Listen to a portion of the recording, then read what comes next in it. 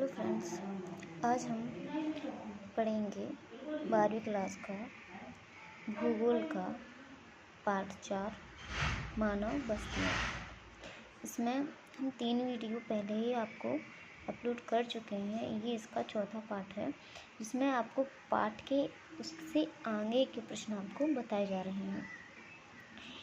एक बात और ये भी है कि ये प्रश्न जो आपको अभी दिख रहा है, भारत में नगरीय बस्तियों की विशेषताएं, ये प्रश्न आपकी वार्षिक परीक्षा में बहुत पूछा भी जाता है।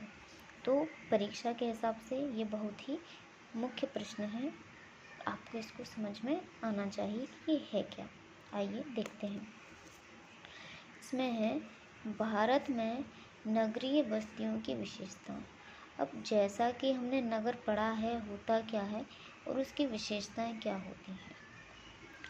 देखिए, सबसे पहले है इसमें नगरीय बस्तियों या नगरों में मकान एक दूसरे से सटे हुए होते हैं। आपने शहरों में देखा होगा कि जो मकान बने होते हैं वो एक दूसरे घर से चिपके हुए रहते हैं, यानी इनसे बीच से निकलने का रास्ता नहीं होता, सटे हुए बने होते हैं। बल्कि गांव में क्या होता है कि गांव में एक दूसरे जो घर होते हैं वो उन दोनों के बीच में थोड़ा गैप पाया जाता है, जिसमें से आप निकल भी सकते हैं और थोड़ा वाहन भी निकाल सकते हैं। इतना तो उसमें गैप रहता ही है। लेकिन शहरों में या नगरों में ये नहीं होता। मकान एक दूसरे से सटे हुए बने होते हैं।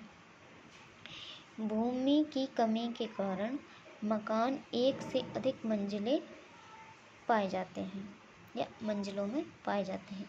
एक से अधिक मंजिल यानी 2 मंजिल, 3 मंजिल। और आप ज़्यादा बड़े शहरों में जाएंगे तो वहाँ पे आपको 4 मंजिल, 6 मंजिल, ठीक है, आपको पूरी मतलब बिल्डिंग आपको 11 मंजिल भी मिल सकती है, ठीक है।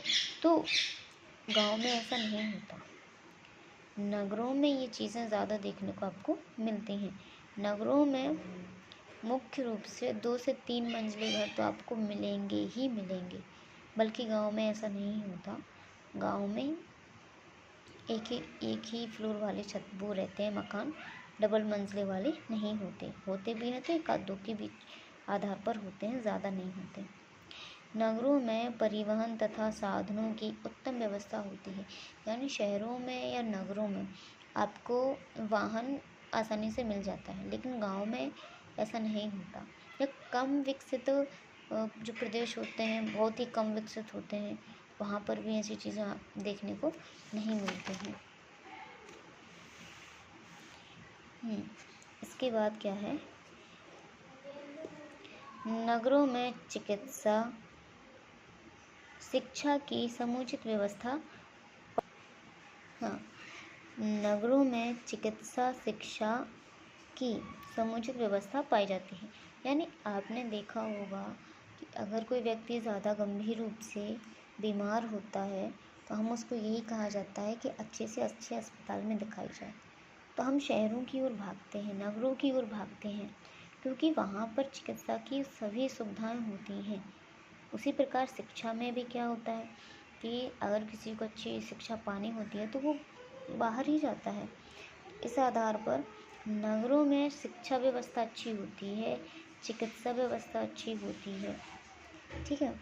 नगरों में धर्म एवं सामाजिक एवं साहित्यिक कार्यों की प्रधानता पाई जाती है। यानी नगरों में धार्मिक कार्य ज़्यादा होते हैं, सामाजिक होते हैं और सांस्कृतिक कार्य भी ज़्यादा होते हैं। लेकिन कम विकसित प्रदेशों में या गाँव में या छोटे कस्बों में ये चीज़ें नहीं होती हैं।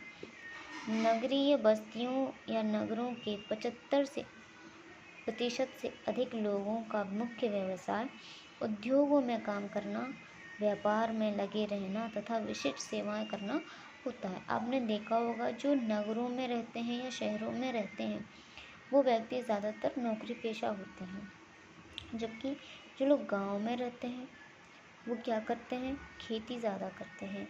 खेती, पशुपालन, मछली पालन, इन चीज़ों में यानी प्राथमिक क्रियाकलापों में ज़्यादा लगे रहते हैं। लेकिन जो शहरों के या नगरों के व्यक्ति होते हैं वो द्वितीय और तृतीय क्रियाकलाप में ज़्यादा रुचि रखते हैं। ओके।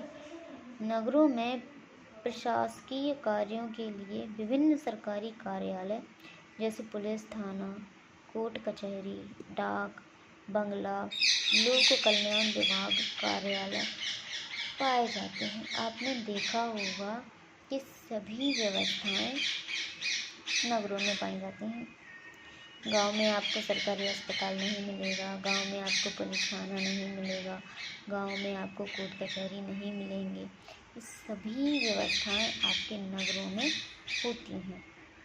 आशा है आपको ये प्रश्न अच्छे से समझ में आ गया होगा। ओके। अगर आपको ये वीडियो पसंद आया हो तो चैनल को सब्सक्राइब कीजिए और लाइक कीजिए। धन्यवाद।